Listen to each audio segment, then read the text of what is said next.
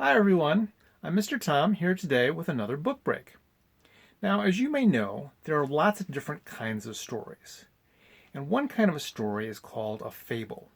A fable is a very short story about animals, and there's usually a lesson at the end of it. And a famous fable is The Fox and the Grapes. It was written by a writer named Aesop a long time ago. Now that story, The Fox and the Grapes, got turned into today's book, which is called Lousy, Rotten, Stinkin' Grapes. And this version of the story is written by Margie Palatini, and it's drawn by Barry Mosier. All right, and speaking of grapes, look at the inside. The inside is purple, and the writing is purple. Lousy, rotten, stinking grapes. And here is our main character, the fox, and he's looking up at those grapes. Now, imagine grapes for a second. Think of your favorite kind of grapes. Are they purple like this? Maybe you like the green kind? Think of some big, fat, round, juicy grapes. And you take a couple and you stick them in your mouth and your cheeks so you look like a chipmunk. And then you bite down on those grapes and the juice explodes inside your mouth and it's all sweet and delicious. Wouldn't that be great to have some grapes right now? Well, that's what the fox is thinking. And there's the grapes. So Fox eyed a bunch of tantalizing grapes hanging from a vine growing high on a tree. "These juicy morsels are for me," he said with a grin. The problem was, Fox was only so high, and the grapes were so high. "No matter," said he. "I am sly, clever, smart. After all, I am a fox." He made a plan. Add this to that, multiply that to this, subtract here from there, carry the 2, minus the 1, and voila! Grapes. And hop, skip, jump, flying leap, and no grapes. Fox climbed out from the thicket and brushed off his coat. Perhaps a bit of a boost is needed. But where to get a boost?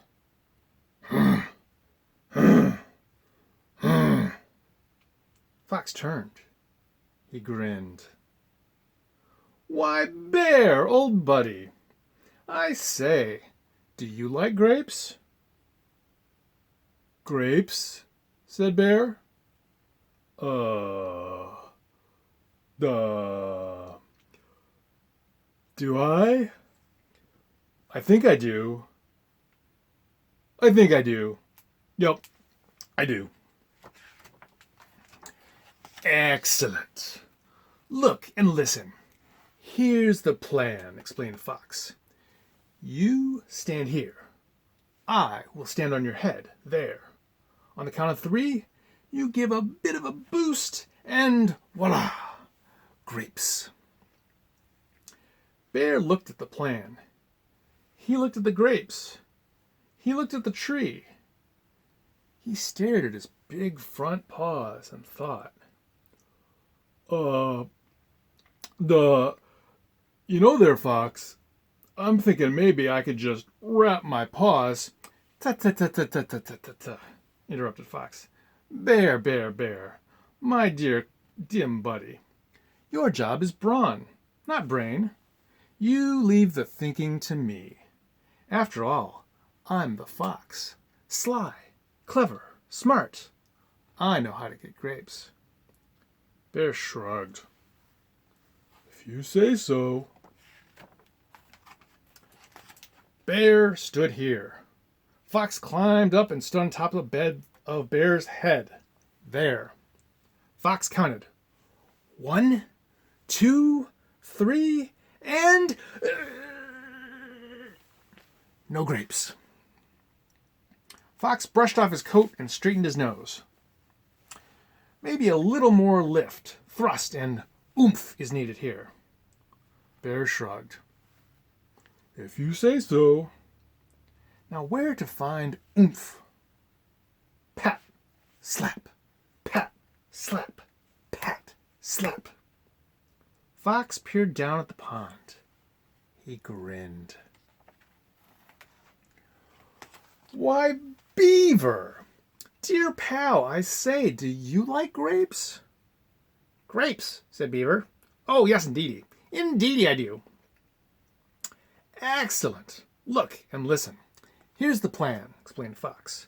Bear stands here. You stand on Bear's head, there. I stand on your tail. And on the count of 3, Bear gives a boost, as you give an oomph, which brings me there, and voila! Grapes! Beaver looked at the plan. He looked at the grapes. He looked at the tree. He tapped his front tooth and thought, Fox, I'm thinking, if I just start a-chewing on that tree... Ta-ta-ta-ta-ta-ta-ta, interrupted Fox. Beaver, Beaver, Beaver, my dentally challenged chum. You just mind the oomphing. Leave all the thinking to me. After all, I'm the fox. Sly, clever, smart. I know how to get grapes. Beaver shrugged. If you say so. Bear stood here. Beaver stood on Bear's head.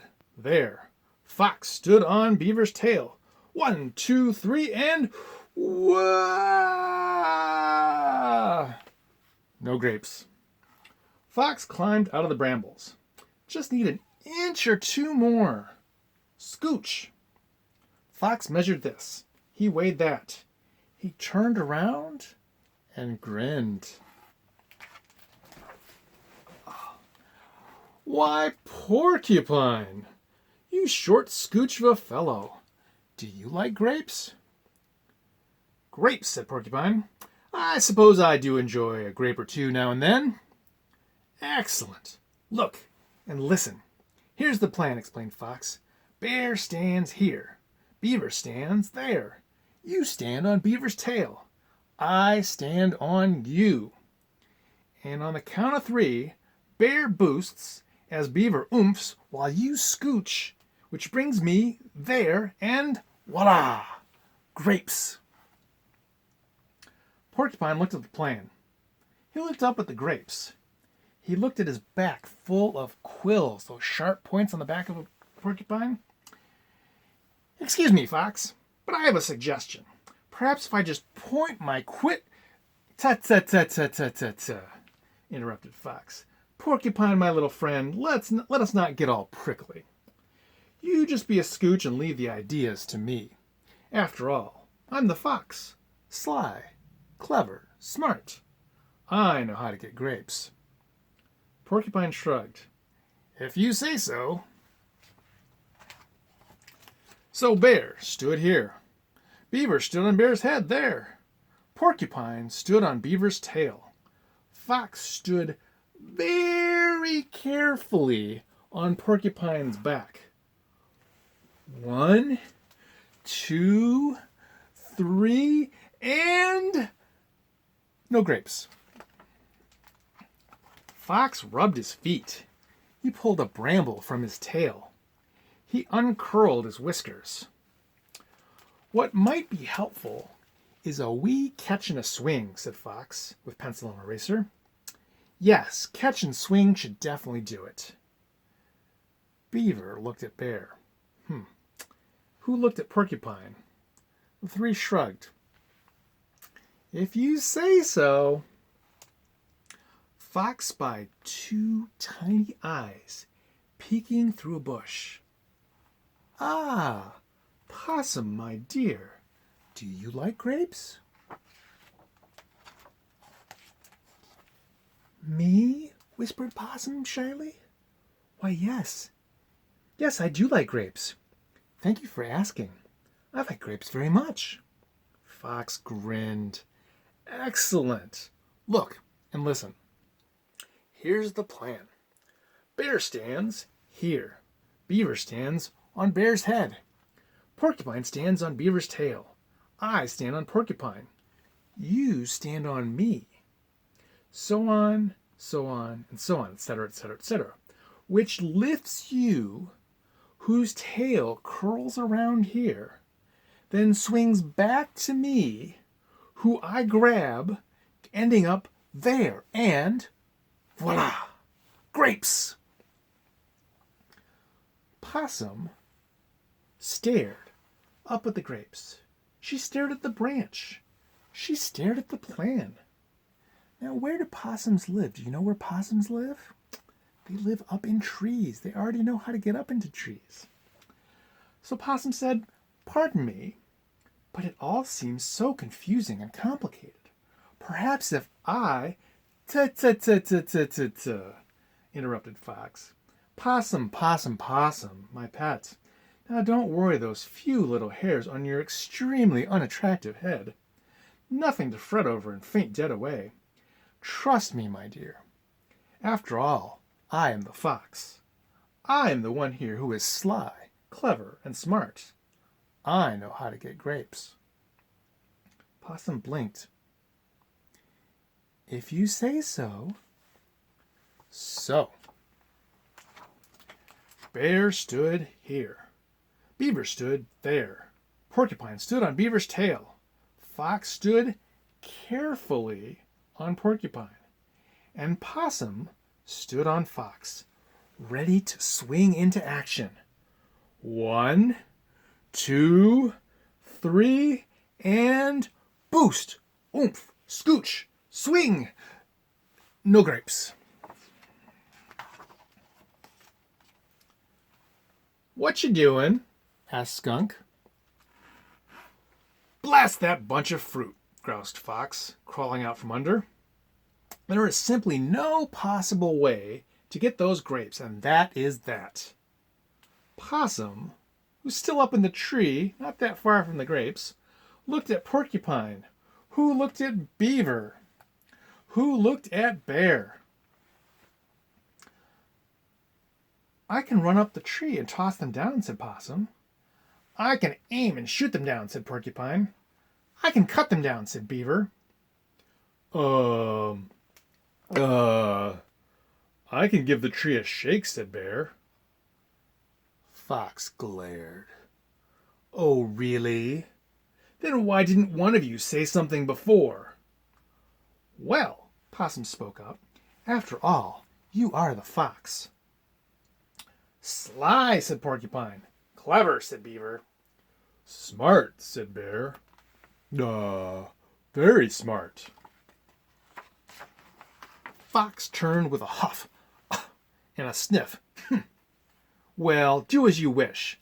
I, for one, wouldn't think of eating those lousy, rotten, stinkin' grapes now, even if I could.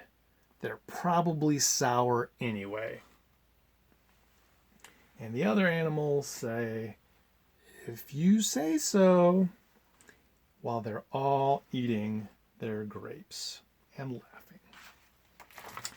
And that was Lousy, Rotten, Stinkin' Grapes.